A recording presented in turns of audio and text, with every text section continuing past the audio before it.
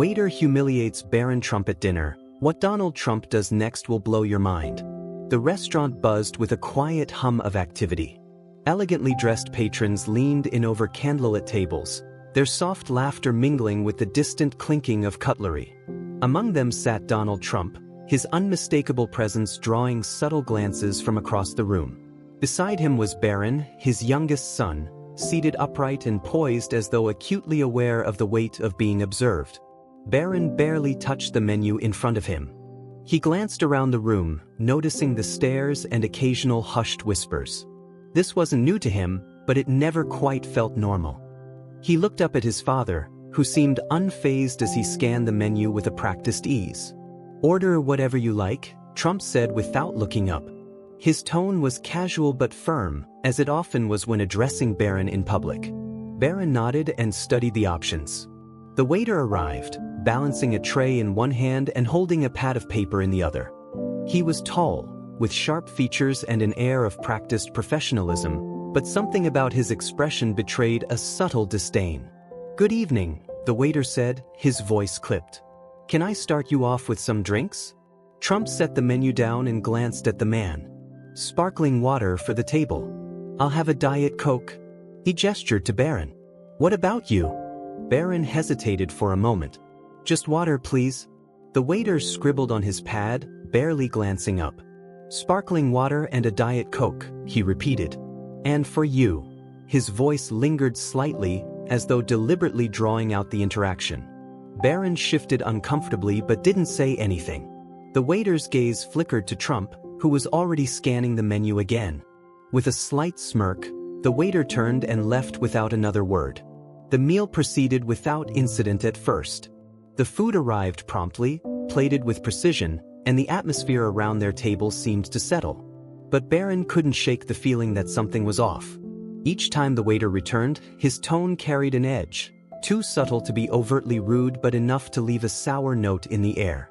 At one point, as Barron asked for an extra side of dressing for his salad, the waiter's response came with a raised eyebrow and a barely concealed smirk. "Extra dressing," he said slowly, as if questioning the request itself. "Sure thing." Barron's face reddened, but he nodded politely. Trump looked up from his plate, his expression unreadable, and watched as the waiter walked away. "Don't let it bother you," Trump said to his son, his voice calm but firm. "Some people act small because they think it makes them bigger." Barron nodded, though he still felt the heat rising in his cheeks. He focused on his food, trying to ignore the glances from nearby tables. When the waiter returned with the dressing, he set it down with more force than necessary, the ceramic dish clinking loudly against the table. "Here you go," he said, his tone dripping with mock politeness. "Thank you," Barron murmured. The waiter didn't respond. Instead, he lingered for a moment, his eyes scanning the table as though looking for something to criticize. Finally, he turned and walked away, the faintest smirk tugging at the corners of his mouth. Trump leaned back in his chair, folding his hands in front of him. "Some people need to learn lessons the hard way," he said quietly, more to himself than to Barron. Barron glanced up at his father, unsure what he meant. Trump's expression was calm, but his eyes betrayed a flicker of calculation. For now, Barron said nothing and returned to his meal. As the evening wore on, the waiter's behavior grew bolder. His tone became sharper, his movements less careful. At one point, while clearing plates, he accidentally on purpose knocked over a glass of water, the cold liquid splashing onto Barron's lap. Barron gasped, recoiling in shock, and the waiter's apology came too quickly to sound genuine. "Oh, sorry about that," the waiter said, though his smirk suggested otherwise. "Let me grab a towel." Barron sat frozen, his hands clenched into fists under the table. Trump reached for a napkin and handed it to him, his movements slow and deliberate. He glanced at the waiter, his gaze lingering for just a second longer than necessary. "Take your time," Trump said, his voice calm but heavy with unspoken meaning. The waiter's smirk faltered slightly, but he quickly recovered and walked away to fetch the towel. Trump leaned toward Barron, his voice low. "You don't need to say a word. People like that always overplay their hand." Barron nodded, his face still flushed. He wiped his lap with the napkin, his movements stiff and awkward. Nearby, patrons exchanged glances, their murmurs growing louder. When the waiter returned with the towel, he handed it to Barron without a word. Trump watched the interaction silently, his expression unreadable. Barron could feel his father's presence beside him, steady and unyielding, and it gave him a strange sense of comfort. As the dinner drew to a close, Trump signaled for the check. The waiter returned, his smirk firmly in place, and handed over the leather folder with an exaggerated flourish.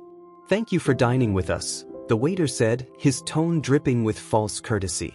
"I hope everything was satisfactory."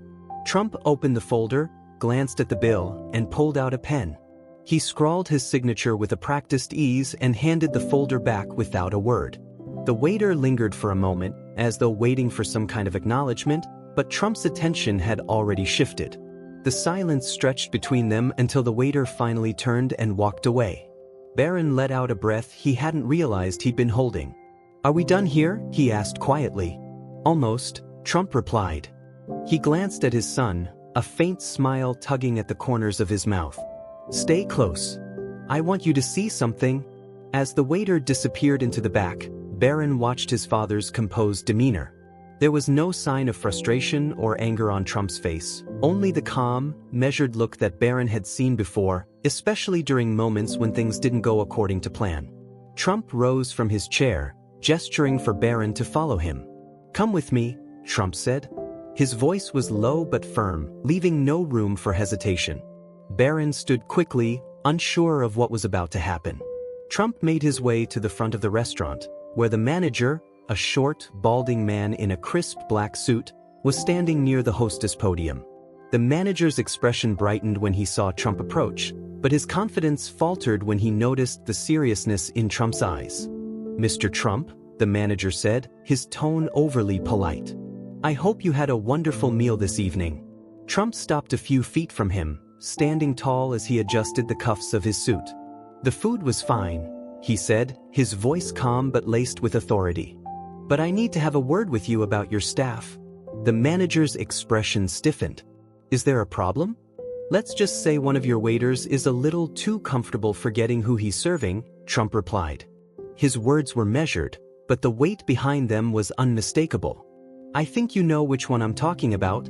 The manager's face turned a shade paler, and he shifted uncomfortably on his feet. I wasn't aware of any issues, sir." "Who are you referring to?" Trump tilted his head slightly, as though considering how much patience he wanted to extend. "The one who thought it was acceptable to spill water on my son and offer insults instead of service." Barron stood a step behind his father, his hands clasped tightly. He could feel the tension radiating off the people nearby, including a few patrons who were openly watching the interaction. The manager's lips pressed into a thin line. "Mr. Trump, I deeply apologize if there was any rudeness or—" "Save it," Trump interrupted, raising a hand. "You can apologize later. Right now, I'd like to speak to the owner." The manager blinked, clearly flustered. "The owner isn't in tonight, sir, but I'd be happy to." "I'll wait," Trump said curtly, cutting him off again. He stepped aside, motioning toward a nearby seating area. "In the meantime, have your waiter join us. I'd like to make sure we're all on the same page." The manager hesitated, clearly caught off guard, but he nodded quickly. "Of course, Mr. Trump. I'll have him brought over right away." As the manager scurried off, Trump led Barron to the seating area. He lowered himself into one of the plush leather chairs, gesturing for Barron to sit beside him. Barron hesitated for a moment before taking the seat, glancing nervously at the staff and patrons who were whispering among themselves. "Dad," Barron said softly, his voice unsure. "Is this really necessary?" Trump turned to his son, his expression softening slightly. "It's not about the spilled water," he said. "It's about teaching people to act with respect. You don't let someone walk over you just because they think they can." Barron nodded slowly, though he still felt a knot of anxiety in his stomach. He wasn't used to being the center of attention like this, and he could feel the weight of the stares from around the room. A few minutes later, the waiter, Kyle, appeared, accompanied by the nervous manager. Kyle's smirk had faded, replaced by a look of discomfort. He shifted awkwardly, his gaze flickering between Trump and the manager. "Mr. Trump," the manager began, his voice strained. "This is Kyle. I've asked him to join us so he can address any concerns you have." Kyle folded his arms over his chest, trying to project confidence, though it came across as defensive. "Look, if I offended you, I apologize," he said, his tone lacking sincerity. "It wasn't intentional." Trump leaned forward slightly, resting his elbows on his knees. His gaze locked onto Kyle, and for a moment, the waiter faltered under the intensity of it. "Is that how you normally handle situations like this?" Trump asked, his voice quiet but firm. "A half-hearted apology after you've embarrassed yourself and this restaurant?" Kyle's jaw tightened. "I don't think I embarrassed anyone." Trump's expression didn't change. He simply tilted his head, as though studying the younger man. "You don't think spilling water on my son, mocking him in front of the entire restaurant, and acting like you're above your job embarrassed anyone?" Kyle glanced at the manager, who looked like he wanted to disappear into the floor. "I didn't mean to spill the water," Kyle said quickly. "It was an accident." "And the sarcasm? The attitude?" Trump pressed. "Were those accidents too?" Kyle's face reddened, and for the first time, he seemed genuinely at a loss for words. Trump leaned back in his chair, his tone softening slightly but remaining firm. "Let me give you some advice," he said. "It doesn't matter if you're serving burgers in a diner or running a Fortune 500 company. The way you treat people, especially the people you think can't do anything for you, says more about your character than anything else." Kyle swallowed hard, his posture stiffening. He opened his mouth to respond, but Trump held up a hand to stop him. "I'm not here to get you fired," Trump continued. "I'm here to make sure you understand that the way you acted tonight wasn't just disrespectful, it was unprofessional. And if you keep that up, you're going to burn every bridge before you even realize it." The room was silent. Even the nearby patrons had stopped whispering, their attention fully on the exchange. Kyle looked down at the floor, his shoulders sagging slightly. "I get it," he mumbled. "I shouldn't have acted like that." Trump nodded once, his expression neutral. "Good. Learn from this. Because if you don't, you'll regret it." Kyle nodded reluctantly, and the manager quickly stepped in. "Mr. Trump, on behalf of the restaurant, I deeply apologize for tonight's incident. It won't happen again." Trump stood, his presence towering over the two men. "Make sure it doesn't," he said simply. He turned to Barron, placing a hand on his son's shoulder. "Let's go." Barron followed his father toward the exit, feeling a mix of relief and admiration. As they stepped outside into the cool evening air, Barron finally spoke. "Dad," he said quietly, "you didn't have to do all that for me." Trump looked down at his son, his expression softening. "Yes, I did," he said, "because you deserve respect. And because sometimes, people need to be reminded how to give it." Barron nodded, a small smile tugging at the corners of his mouth. He still felt a bit shaken from the evening, but his father's words gave him a newfound sense of strength. As they climbed into the waiting car, Trump's phone buzzed with a notification. He glanced at the screen, then chuckled softly to himself. "What is it?" Barron asked. "Nothing," Trump said, shaking his head. "Just another lesson for the day. Always be ready for the spotlight, even when you don't ask for it." Barron didn't understand at first, but by the next morning, it became clear. News of the incident had spread like wildfire, with headlines splashed across social media and news outlets. The story quickly went viral, with countless opinions and debates filling the airwaves. Some praised Trump for standing up for his son, while others criticized him for confronting the waiter so directly. But for Barron, none of that mattered. What stuck with him was the quiet lesson his father had taught him that night: the importance of dignity, respect, and standing up for oneself. By the next morning, the events at the restaurant had taken on a life of their own. News outlets ran with headlines that ranged from factual to sensationalized, dissecting every detail of the incident. Clips of Trump addressing the waiter had gone viral, with some viewers praising his composure and others debating whether he had gone too far. Social media was ablaze with opinions, turning what had been an uncomfortable evening into a national discussion about respect, privilege, and accountability. Barron scrolled through his phone at the breakfast table, his expression a mixture of embarrassment and curiosity. For someone who typically avoided the spotlight, It was strange to see himself at the center of a media frenzy. His face flushed as he read the comments, some supportive, others less kind. "I told you this would happen," Trump said, sipping his coffee as he glanced at the headlines. "People love to talk. Let them." Barron looked up from his phone, frowning. "But why does it have to be such a big deal? It was just one dinner." Trump set his cup down and leaned back in his chair, his gaze steady. "It's not just about the dinner," he said. "It's about the message. People are paying attention because this isn't just about us. It's about how we treat each other." Barron thought about that for a moment, his father's words slowly sinking in. "But what about Kyle? The waiter? What about him?" Trump asked, raising an eyebrow. Barron hesitated. "I mean, isn't he going to lose his job? Everyone knows who he is now." Trump's expression softened slightly, and he leaned forward, resting his elbows on the table. "That's up to him," he said. "I gave him advice. Whether he learns from it or not is his choice." Barron nodded slowly, but a part of him couldn't shake the thought of Kyle being overwhelmed by the backlash. Despite everything, he didn't want to see anyone's life ruined. As the day went on, the story continued to dominate the news cycle. Reporters camped outside Trump Tower, eager for a comment from either Donald or Barron. Trump, however, remained characteristically tight-lipped, choosing to let the media speculate rather than fuel the fire further. That evening, as the two sat in the living room watching the news, Barron turned to his father. "What happens now?" Trump glanced at his son, then back at the screen. "What happens now is we move on," he said simply. "People will talk for a few days, maybe a week, and then they'll move on to something else." "But what about Kyle?" Barron pressed. "Is he just done?" Trump studied his son for a moment, his expression thoughtful. "You feel bad for him?" Barron shrugged, unsure how to articulate what he was feeling. "I mean, yeah, he was rude, but I don't know. I guess I just don't want his life to be ruined because of this." Trump nodded slowly, a flicker of pride in his eyes. "Compassion," he said. "That's good. It's important to have that, even when people don't show it to you." He picked up his phone and typed out a quick message, his movements deliberate. Barron watched him curiously but didn't ask what he was doing.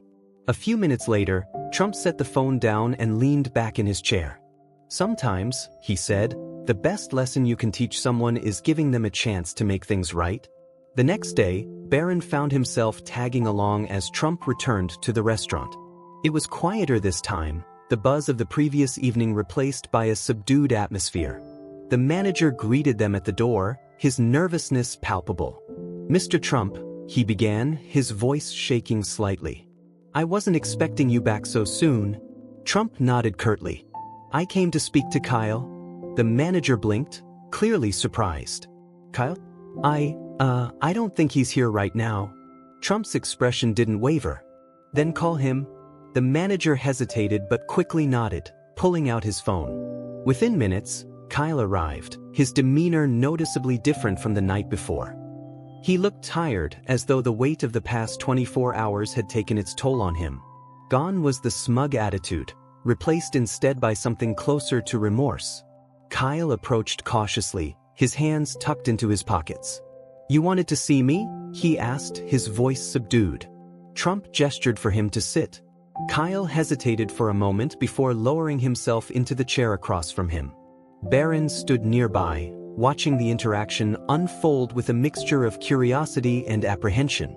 "You've had a rough day, haven't you?" Trump began, his tone calm but pointed. Kyle nodded reluctantly. "Yeah." Trump leaned forward, resting his elbows on the table. "Good.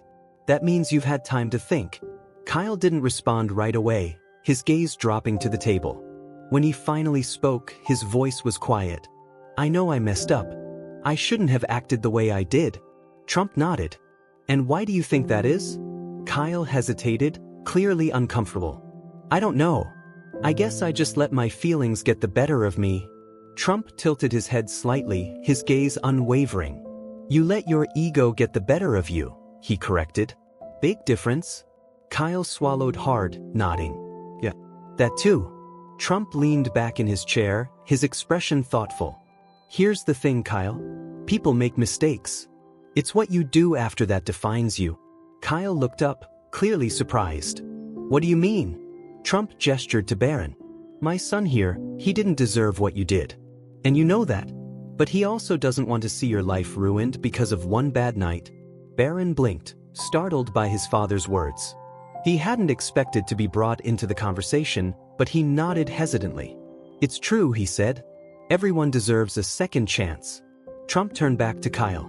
"So here's what I'm offering. I've spoken to someone, a friend of mine who runs a hospitality training program. If you're willing to learn, I'll make sure you get the opportunity to start fresh." Kyle's eyes widened, a mixture of shock and gratitude flashing across his face. "You do that? After everything?" Trump shrugged. "Consider it an investment. But it's up to you. Take it or leave it."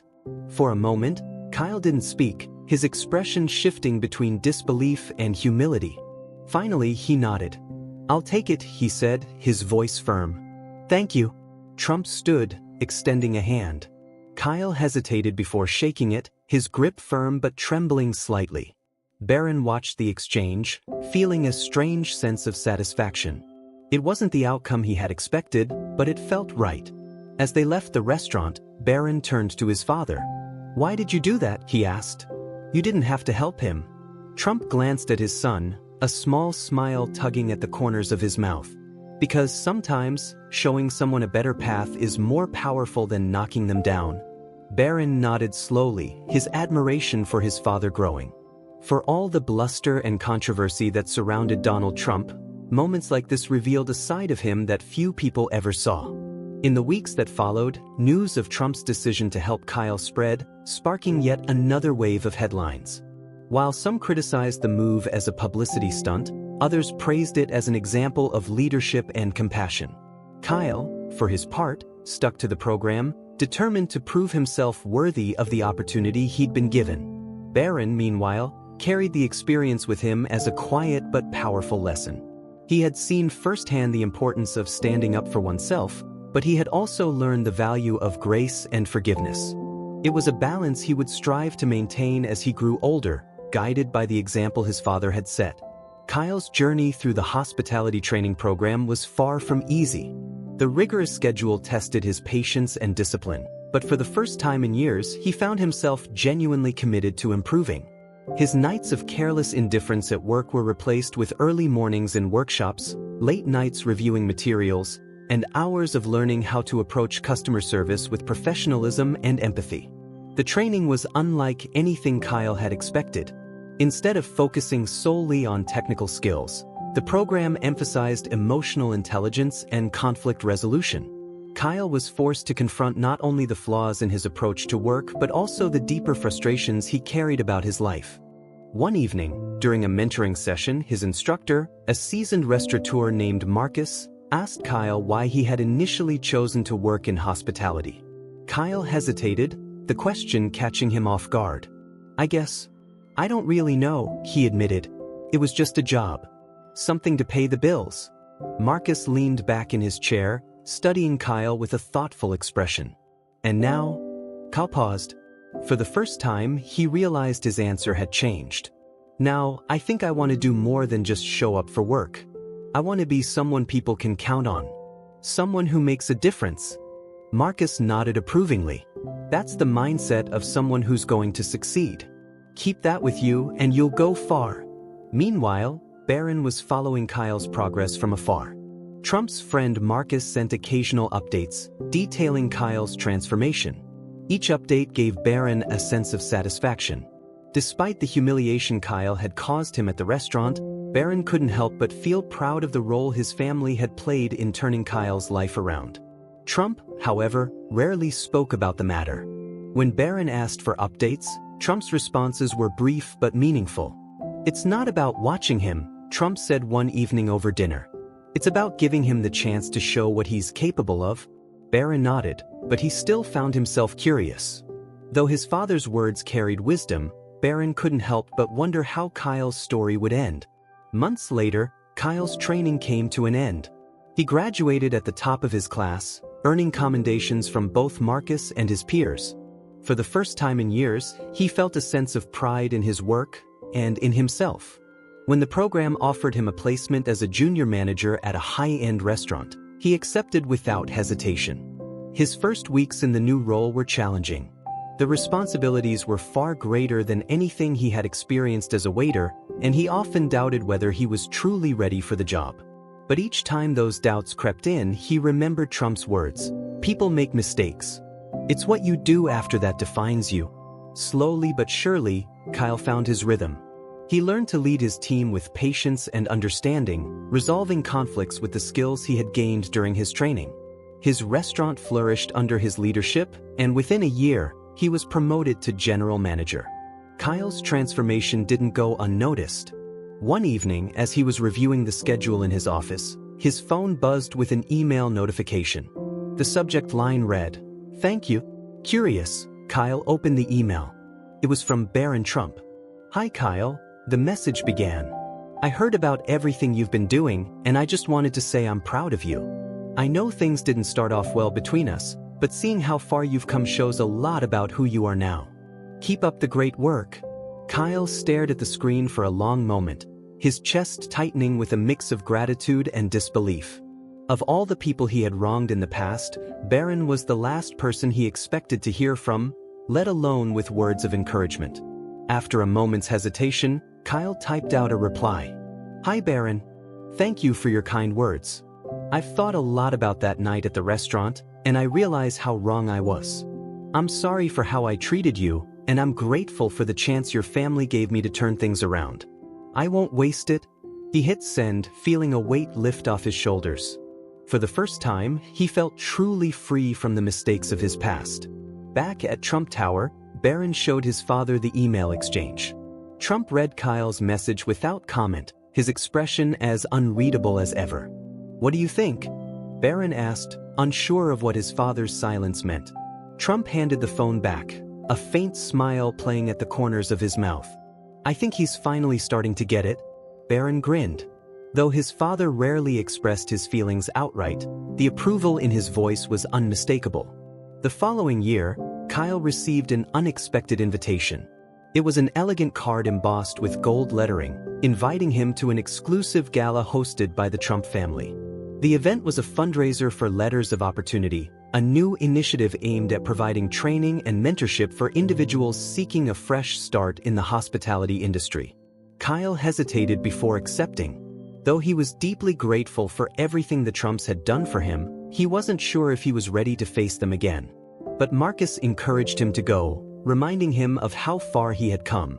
"You belong there," Marcus said firmly. "Don't doubt that." On the night of the gala, Kyle arrived in a tailored suit, feeling a mixture of nerves and excitement.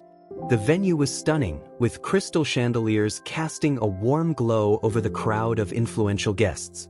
As Kyle made his way through the room, he spotted Barron standing beside Trump, who was engaged in conversation with a group of attendees. Barron noticed Kyle and smiled, waving him over. "Kyle, you made it?" Kyle approached cautiously, his heart pounding. "Thank you for inviting me," he said, his voice steady despite the nervous energy coursing through him. Trump turned to Kyle, his expression unreadable at first. Then, to Kyle's relief, a small smile broke across his face. "You've come a long way," Trump said, extending a hand. "I hope you're proud of yourself." Kyle shook his hand firmly, meeting Trump's gaze. "I am," he said. "And I owe a lot of that to you." Trump nodded, his grip firm. "Then make sure you pass it on. Help someone else the way you were helped." "I will," Kyle promised. As the evening progressed, Kyle found himself reflecting on how much his life had changed. The anger and resentment that had once consumed him were gone, replaced by a sense of purpose he had never known before. He realized that the opportunity Trump had given him wasn't just about redemption, it was about responsibility. He had been given a second chance, and now it was his turn to do the same for others. That night, as he left the gala, Kyle felt a renewed sense of determination. He wasn't just leaving behind his past, he was stepping into a future he could finally be proud of. As Kyle walked out of the gala into the crisp evening air, he felt a sense of clarity he hadn't experienced before. The night had been a whirlwind of emotions, but it also reinforced something he now knew to be true. Change wasn't just about proving yourself, It was about making an impact on others. Over the following months, Kyle took Trump's advice to heart.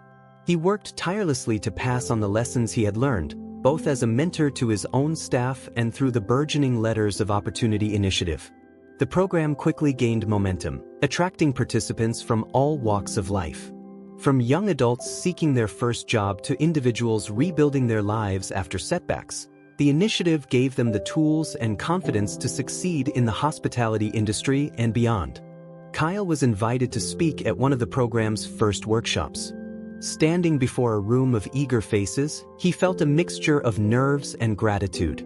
He had been in their shoes not long ago, unsure of his place in the world and desperate for a second chance.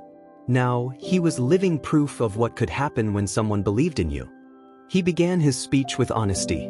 "A year ago, I was lost," he admitted. "I thought I knew everything, but the truth was, I had no idea how much I still had to learn. It wasn't until I was forced to face my own mistakes that I realized I could do better, not just for myself, but for the people around me." The room was silent as Kyle recounted his journey, from the night at the restaurant to the rigorous training program and beyond. He spoke about the importance of humility, hard work, and treating others with respect, regardless of their position. "Every single one of you has the power to change your life," he said, his voice steady. "But it starts with a choice.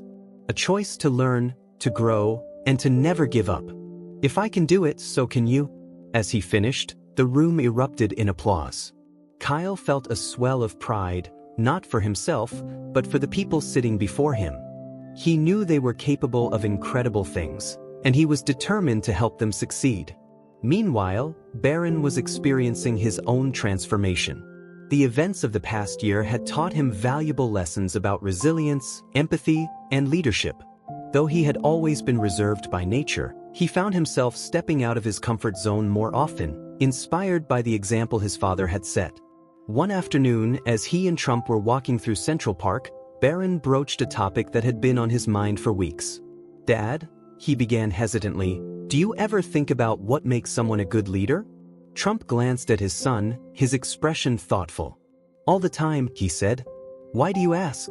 Barron shrugged, kicking at a stray pebble on the path. "I don't know.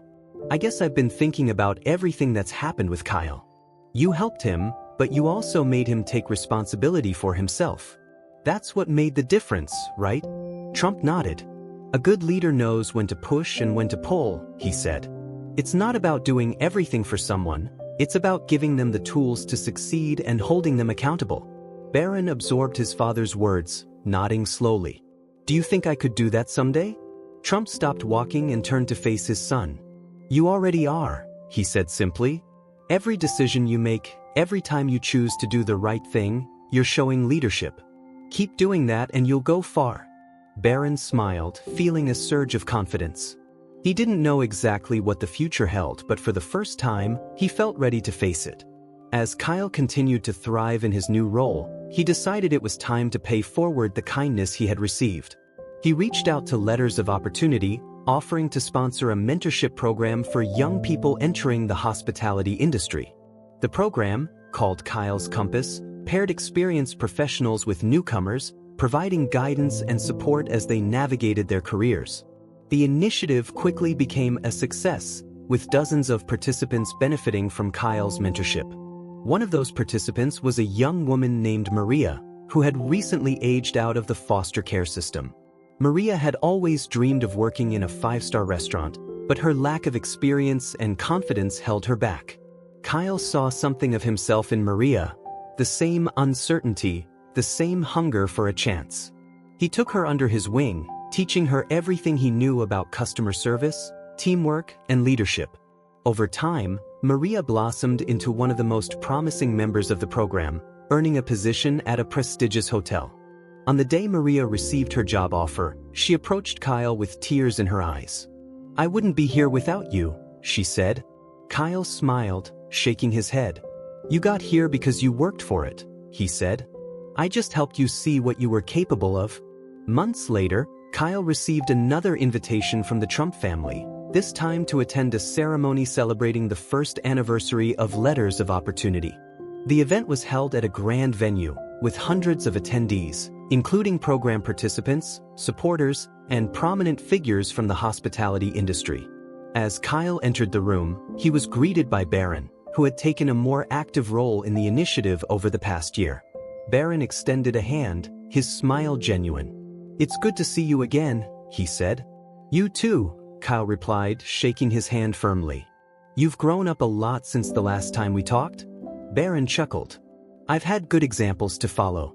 As the ceremony began, Kyle was surprised to hear his name called to the stage.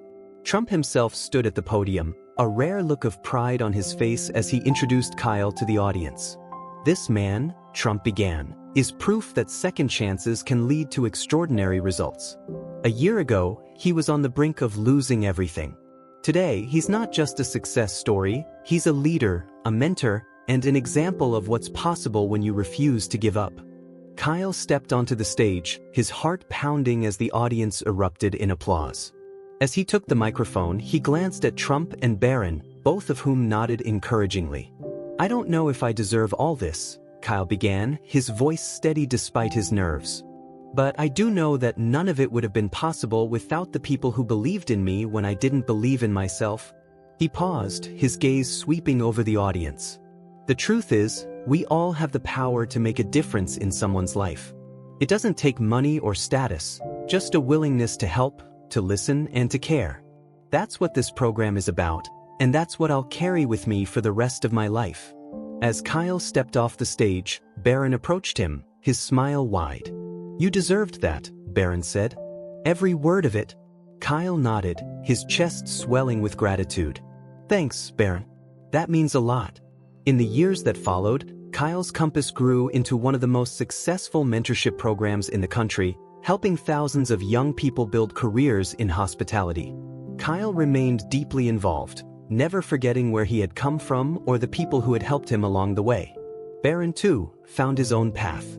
Inspired by his experiences, he pursued a degree in leadership and public service, determined to make a difference in the world. Though he often shied away from the spotlight, his quiet strength and empathy earned him respect from those around him. As for Trump, he continued to support initiatives like Letters of Opportunity, using his influence to create opportunities for those who needed them most. Though his methods were often polarizing, his commitment to helping others remained unwavering. Together, the Trumps and Kyle had turned an uncomfortable night at a restaurant into something far greater, a story of redemption, growth, and the power of second chances. It was a legacy that would endure for generations, reminding everyone that even the smallest acts of kindness could change the world.